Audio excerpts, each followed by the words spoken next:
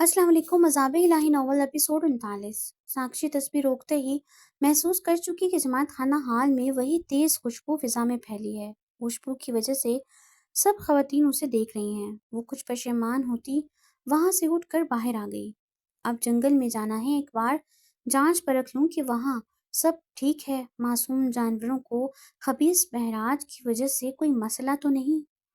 फिर खाला से किया वादा पूरा करना है और नाग महाराज का तहे दिल से शुक्रिया अदा करना है। उनके लिए नजराना ले जाकर आंखें बंद किए फूल से मुखातिब हुई। ए फूल, मुझे उस जंगल में ले जाओ जहां तुम मेरा मुकद्दर बने। साक्षी वहीं खड़े पलक झपकते में जंगल पहुंच गई।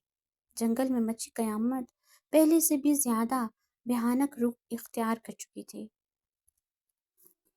महराज की ना सिर्फ सांसें चल रही थीं, बल्कि वो मंत्र पढ़ता शैतान को उसी वक्त बुलाने लगा जब साक्षी ने डसा था।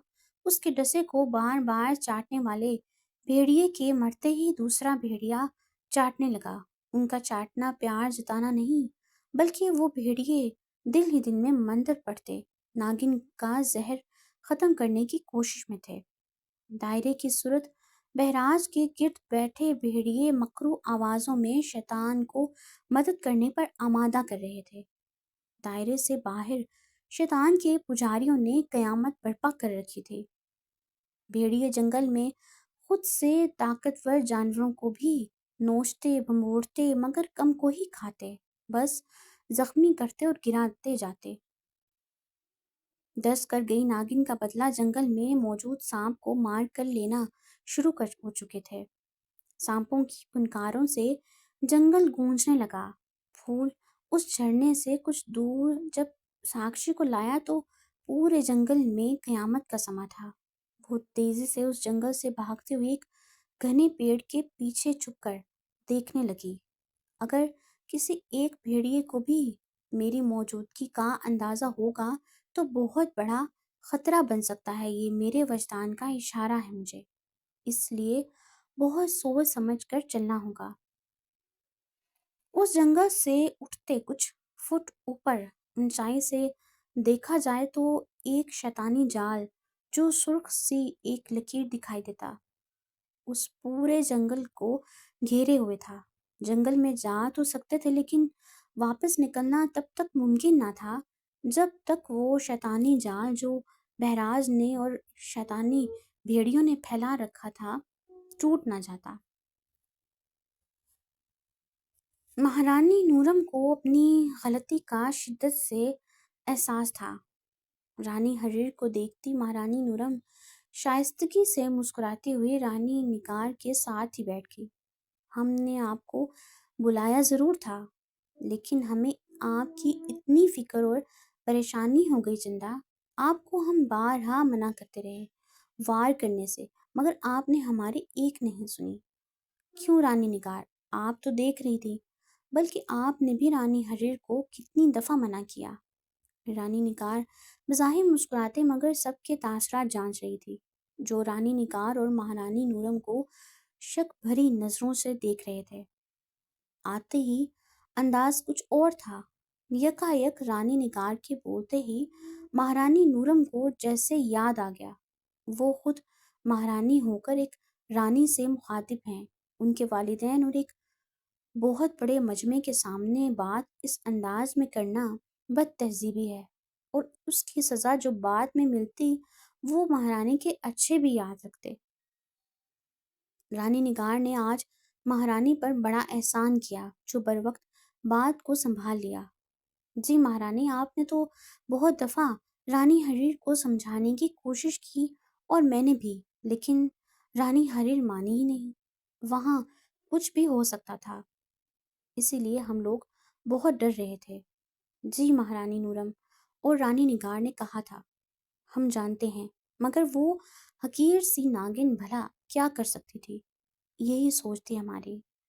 रानी हरीर की आंखों में अब भी आग, जलन और हसद वहां मौजूद सब पर आश्कार हुआ। महारानी नूरम और रानी निगार उस कैफियत को समझती थी, लेकिन इस वक्त इस बात का चर्चा करना अपनी ही मुखालफत करना था। جی بالکل، مہارانی نورم نے بھی تائیدی انداز میں سب کو دیکھا۔ دراصل ناگن ایک اثار میں کھڑی تھی اور ہم نہیں جانتے تھے تب بھی، اور نہ اب، کہ مہاراج نے کون سا منتر جاپ کرنے کو دیا، کیونکہ رانی ہریر کا وار کبھی خالی نہیں گیا۔ اس بات کے ہم خود گواہ ہیں۔ بالکل، رانی ننگار نے مسکراتے ہوئے محبت پاش نظروں سے رانی ہریر کو دیکھا۔ رانی ہریر اطراحٹ اور ادا سے مسکرائی، غرور سے تنی گردن اور اٹھی آبرو رانی ہریر کے عزیز و اقارب اور والدین کو اچھا خاصا مطمئن کر گئی۔ اب سب کی نظروں میں خوشگوار تاثرات تھے، مہارانی نورم اور رانی نگار کو دیکھتے ہوئے۔ آپ کی اس حالت نے رلا رلا کر ہماری آنکھوں میں جلن کروا دی۔ اچھا خاصا کاجل لگا تھا، سارا کا سارا بہہ گیا۔ سب ایک ساتھ رانی نگار کی بات پر ہنس دیے۔ کچھ دیر پہلے جس خوابگاہ میں آنسو جاری تھے، اس وقت ہنسی کی فوار برس رہی تھی۔ یہاں مجھے آتے ہی اتنا خطرہ محسوس کیوں ہو رہا ہے؟ میرا وجدان کہتا ہے یہاں اس وقت میرا آنا آسان تھا، پر نکلنا آسان نہیں ہوگا۔ بہت گہری سانس لیتی ناگن کے روپ میں آ کر اس جگہ سے دور جانے لگی۔ وہاں پر بھیڑیوں کے کا مکرو رونا اس کے دل کی دھڑکن بڑھا رہا تھا، کیونکہ وہاں شیطان کی آمد ہونے والی تھی۔ تھوڑا آگے پہنچتے ناگن کو بہت سی پنکاریں سنائی دی۔ یہ تو مدد مانگنے کی آوازیں ہیں۔ آوازوں کے تعاقب میں جاتے ہوئے اسے شیطانی بھیڑیے دکھائی دیے، جو سانپوں کو ایک جٹ کر کے جلانے والے تھے۔ ناگن کی آنکھوں میں خون اتر آیا۔ زوردار پھنکار گونجی جس نے بھیڑیوں کو بھی متوجہ کر دیا۔ پھن پھیلائے پھنکارتے آنکھوں میں ریڈم کی تیز چمک لیے ساکشی بھیڑیوں کو اپنی طرف بڑھتا دیکھ رہی تھی۔ ناگن کا جسم بڑھنے لگا۔ میں تم شیطانوں سے لڑنے کو تیار ہوں۔ اس کی پھنکار میں یہ بات سن کر بھیڑیے اس کی طرف بڑھنے لگے۔ اسی لمحے ناگن ساکشی اس جگہ سے کہیں اور پہنچ گئی جہاں جانوروں کی فقط چیخو پکار سنائی دیتی، کوئی جانور نہیں۔ وہ شیطان حملہ کرنے والے تھے۔ اے پھول، میری آپ سے گزارش ہے، شیطانی بھیڑیے جنگل میں کسی سانپ یا ناگن کو اور تمام جانوروں کو ضرر نہ پہنچا سکیں۔